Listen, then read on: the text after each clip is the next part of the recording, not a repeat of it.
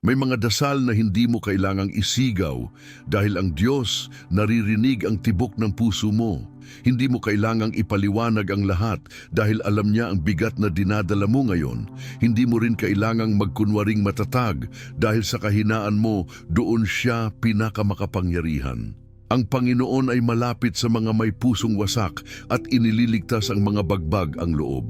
In Dawit 34:18, kaya bago pa man natin simulan ang panalangin ito, nais kong sabihin sa iyo, narito ka hindi para sa isa na namang video, kundi para sa isang makapangyarihang sandali kasama ang Diyos. Huminga ka ng malalim, hayaang ang katahimikan ay maging banal. Ngayon ay oras para sa iyong espiritu na humawak sa pangako ng langit. Tara na, manalangin tayo. Minsan, kailangan lang natin ng tahimik na sandali.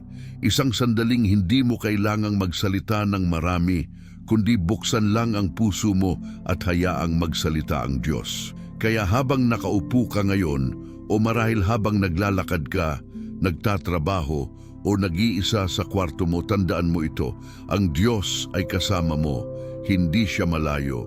Nariyan siya, handang makinig, handang tumugon, handang magsalita. Ngayong umaga, hayaan mong dalhin ka ng presensya ng Diyos sa isang panibagong simula. Wala kang kailangang patunayan sa Kanya. Sapat na narito ka. May layunin ang bawat dasal, may kapangyarihan sa bawat salitang binibigkas mula sa pusong naniniwala. Ang bawat umagang kasama siya ay umagang puno ng pag-asa.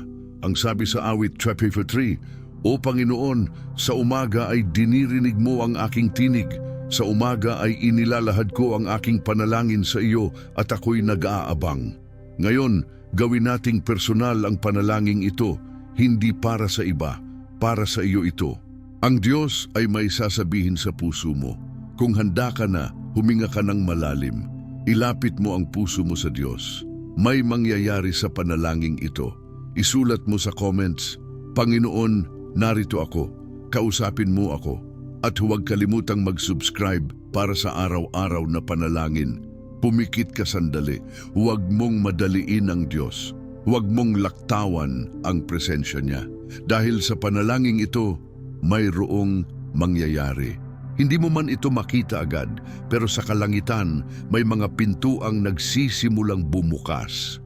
Huminga ka ng malalim, damhin mo ang katahimikan. Sa katahimikan, nandoon ang tinig ng Diyos. Ama naming nasa langit, narito kami sa iyong harapan. Hindi kami lalapit na may takot o pagdududa, kundi may pananampalataya at pag-asa.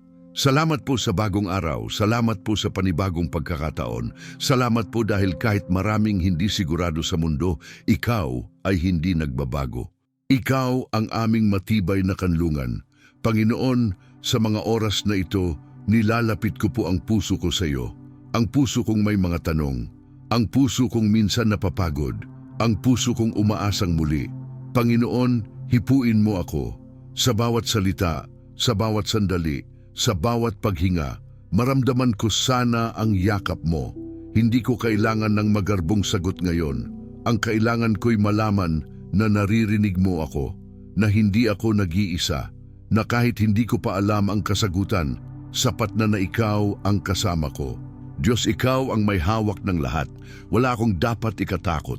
Ang kinabukasan ko ay hindi nakabase sa sitwasyon ko ngayon, kundi sa pangakong binitiwan mo noon pa man. Ang sabi mo sa Jeremias 29:11, sapagkat nalalaman ko ang mga plano ko para sa inyo, sabi ng Panginoon, mga planong hindi ninyo ikasasama, kundi para sa inyong ikabubuti upang bigyan kayo ng pag-asa at magandang kinabukasan. Hawak ko ang salitang iyan, Panginoon. Kakapit ako sa pangako mo. Hindi ako bibitaw. Hindi ako aatras. Diyos, itinataas ko sa iyo ang bawat bahagi ng buhay ko. Ang pamilya ko, pagpalain mo po. Ang kabuhayan ko, ikaw ang magbukas ng pinto. Ang kalusugan ko, hipuin mo. Ang puso ko, pagalingin mo. Ang isipan ko, linisin mo. Lahat ng ito'y handa kong ipagkatiwala sa iyo. Dahil alam kong higit kang marunong kaysa sa akin. Tulungan mo akong magtiwala kahit hindi ko naiintindihan. Tulungan mo akong magpatuloy kahit may pagod. Tulungan mo akong sumunod kahit hindi malinaw ang daan. Tulungan mo akong kumapit kahit walang nakikitang pagbabago, sapagkat ikaw ang Diyos ng proseso. Ikaw ang Diyos na kumikilos sa katahimikan. Ikaw ang Diyos ng tagumpay na hindi pansamantala, kundi pangwalang hanggan. Ama, gusto ko pong ipagpasalamat ang lahat kahit ang hindi ko pa natatanggap. Salamat sa kasaganaan, salamat sa kagalingan, salamat sa tagumpay, salamat sa direksyon, salamat sa proteksyon. Salamat sa mga sagot na paparating. Salamat sa mga pinto na bubuksan. Salamat sa mga himala na hindi inaasahan. Salamat sa mga desisyong ililinya mo sa kalooban mo. Salamat sa mga biyayang hindi ko manhingin, pero ilalaan mo dahil ikaw ay mabuti. Panginoon, kung may mga bagay akong hawak na dapat ko nang bitawan, turuan mo akong magpakumbaba. Kung may mga daang hindi para sa akin, isara mo. Kung may mga pangarap na hindi ayon sa plano mo, palitan mo ito ng mas higit pa. Iayos mo ang puso ko. Ayusin mo ang paningin ko. Ayusin mo ang direksyon ko.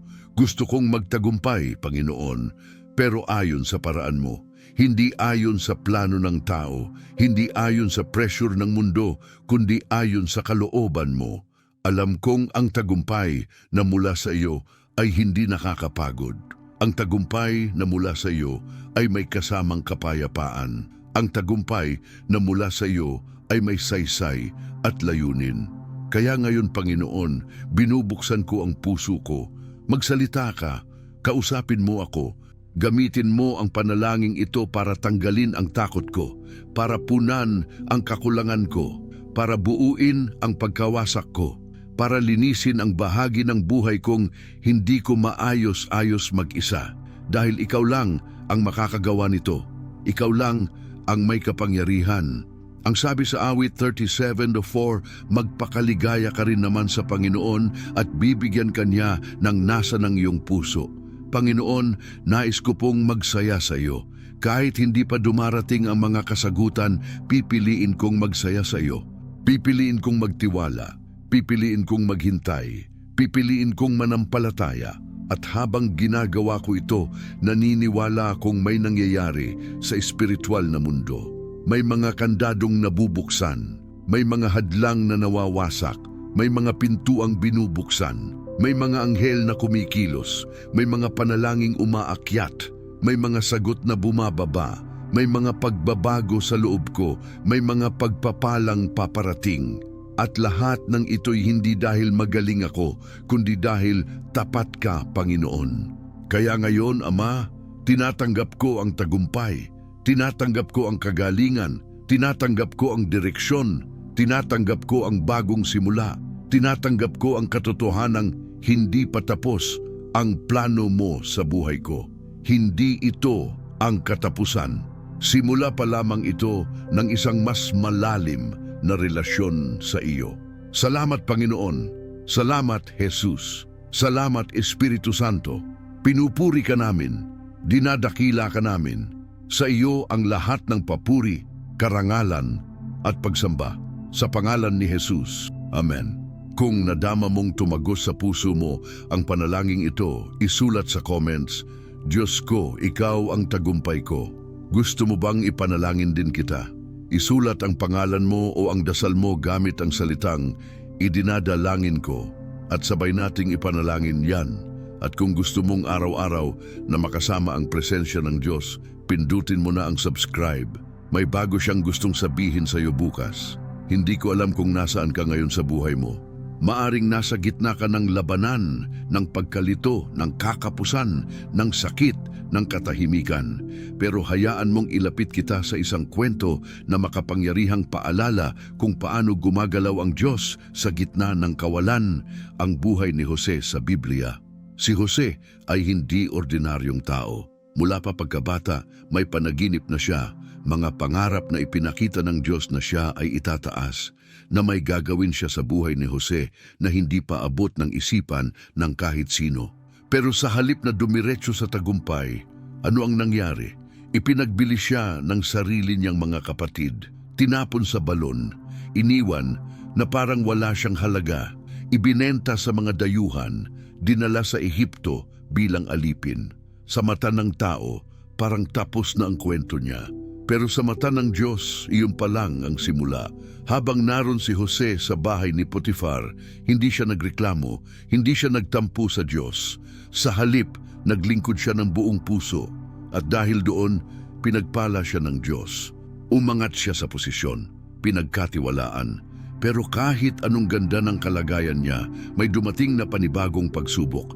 Pinaratangan siya ng kasalanang hindi niya ginawa. At muli, ibinagsak siya, ikinulong. Sa kulungan, tila wala ng pag-asa. Isipin mo ito, mula sa pangako, dumaan siya sa matinding pagsubok. Mula sa panaginip, napunta siya sa bilangguan. Pero kahit sa kulungan, nandoon pa rin ang kamay ng Diyos. Doon mismo sa lugar ng kadiliman, siya'y pinaburan, pinagkatiwalaan. Hinayaan ng Diyos na ang kanyang biyaya ay makita kahit sa pinakaimposibleng lugar. At dumating ang araw, isang pagkakataong hindi niya inaasahan. Tinawag siya sa harapan ng Faraon upang bigyang kahulugan ang panaginip. Sa harap ng pinakapinuno ng Ehipto, nagsalita siya ng may karunungan at kapangyarihan na galing sa Diyos. At sa loob ng isang araw, mula bilanggo, naging gobernador. Isang posisyon na wala ni isa man ang mag-aakala na mararating niya. Bakit ko ito ikinukwento sa iyo ngayon? Dahil baka ikaw, si Jose, sa kasalukuyan mong kwento. May ipinangako na si Lord sa iyo, pero sa halip na dumiretso sa katuparan, parang padami ng padami ang humahadlang. Parang imbes na umasenso, lalong nagkakagulo. Imbes na gumaan, lalong bumibigat. Pero tandaan mo ito, hindi dahil may balon, ibig sabihin tapos na ang pangako. Hindi dahil may kulungan, ibig sabihin nakalimutan ka ng Diyos. Ang Diyos na kasama ni Jose sa balon, sa bilangguan at sa palasyo, iyon din ang Diyos na kasama mo ngayon. Kaya gusto kitang tanungin, may panaginip ka ba na parang napakatagal nang hindi natutupad? May pangakong ipinagdasal mo na tila walang kasagutan? May laban ka ba ngayon na pakiramdam mo hindi mo na kaya? Kapag nararamdaman mong hindi mo na kaya, iyon ang oras na gumagalaw ang Diyos. Kapag napagod ka ng umasa, iyon ang oras na binubuksan niya ang pinto. Kapag parang wala nang liwanag sa dulo, iyon ang eksaktong sandali kung kailan dumadating ang tunay na himala. Ang kwento ni Jose ay hindi lang kwento ng tagumpay. Ito ay kwento ng pananampalatayang hindi bumitaw, ng panalangin hindi tumigil, ng pusong nanalig kahit wala pang nakikitang sagot, at ang gantimpala, mas malaki sa kahit anong inakala niya. Kaya ngayong umaga, hayaan mong marinig mo ang tinig ng Diyos na nagsasabing, hindi pa tapos ang kwento mo, hindi ka nakakalimutan. Hindi ko pinababayaan ang mga nananalig. Maraming beses na tayong nadapa, maraming beses na tayo'y lumuhod at umiyak, pero sa bawat luha, may kasamang panalangin na umaakyat sa langit. Gaya ni Jose, baka hindi mo pa alam kung paano aayusin ng Diyos ang lahat, pero tiyak na may plano siya, may proseso siya, may oras siya, at sa oras niyang iyon, lahat ng sugat mo may katapat na kagalingan.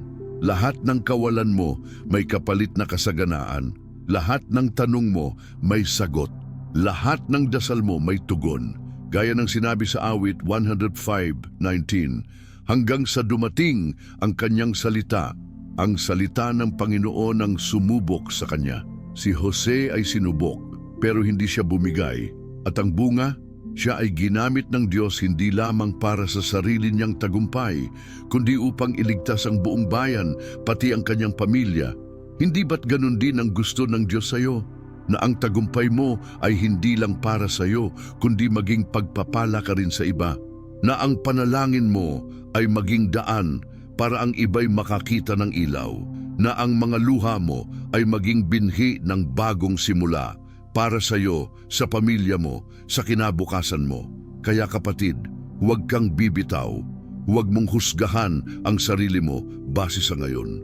Dahil kung nakita mo lang ang hinahanda ng Diyos sa likod ng eksena, hindi ka mag-aalala, hindi ka matatakot, hindi ka magsasawa. Kaya ngayong sandali, ilapit mo ang puso mo sa Diyos. Sabihin mo sa Kanya, Panginoon, hindi ko alam kung kailan, pero naniniwala akong gagawin mo. At iyon ang pananampalataya na gumagalaw ng langit. Kung naramdaman mong ang kwento ni Jose ay parang kwento mo rin, isulat mo sa comments.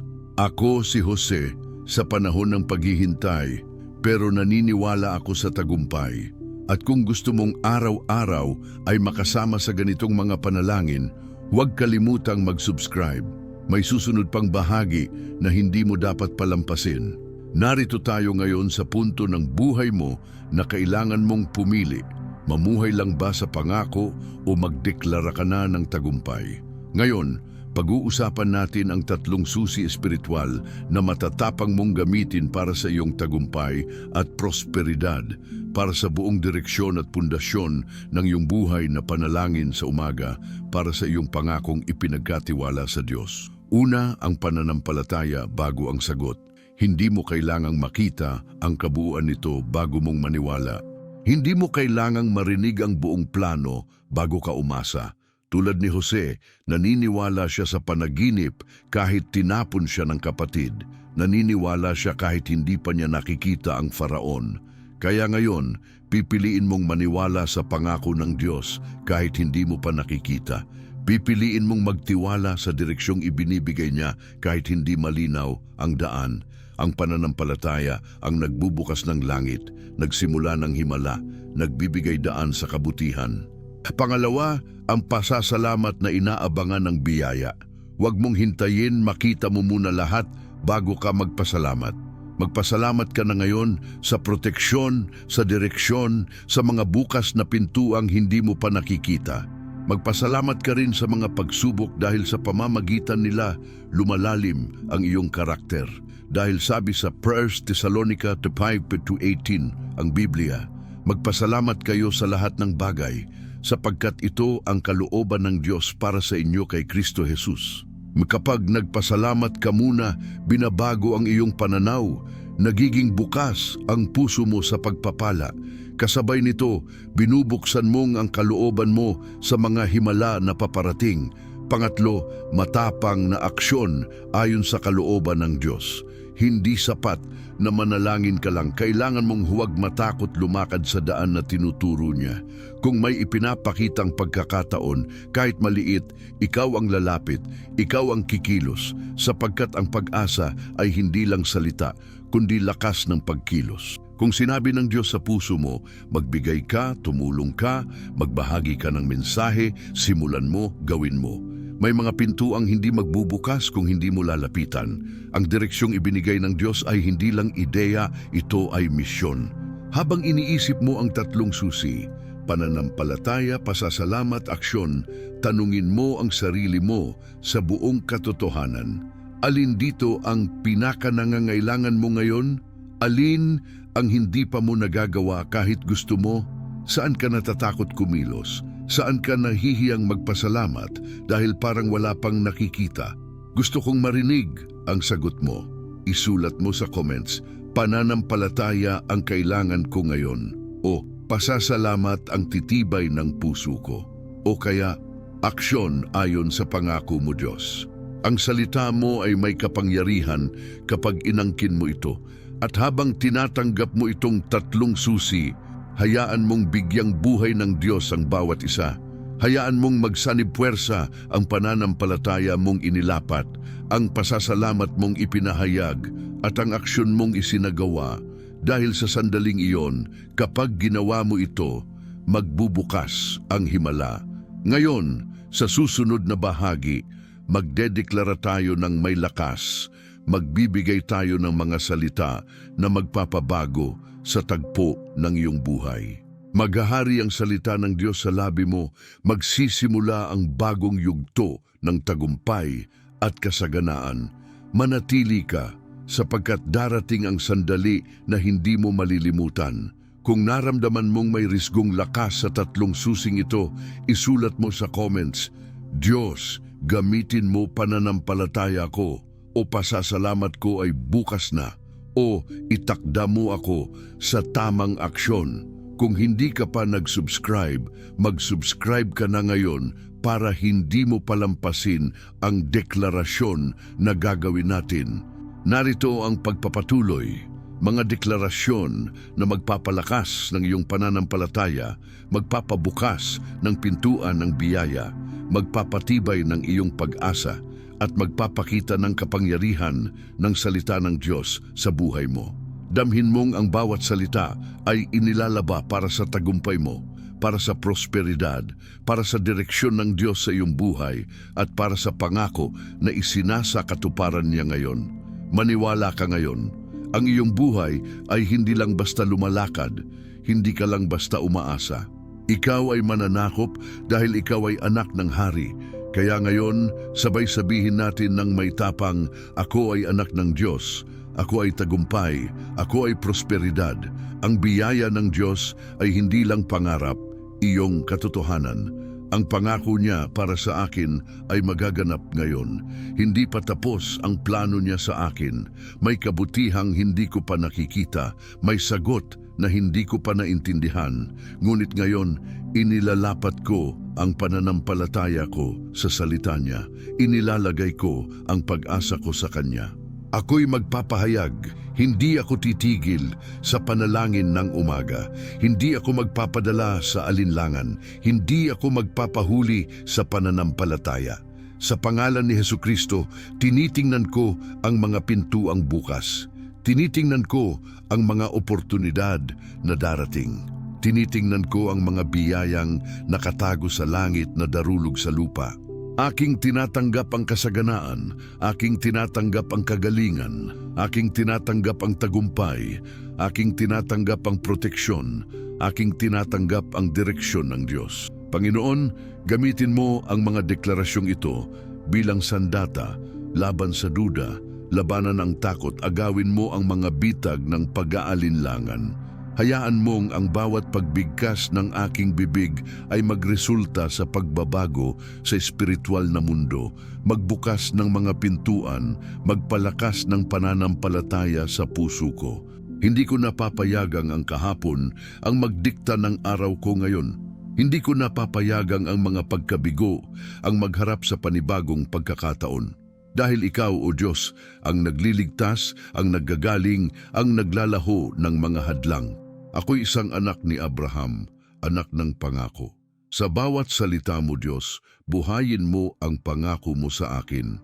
Sa bawat hininga ko ngayon, pagsamba ko, panalangin ko, pagtitiwala ko, hayaan mong magbunga.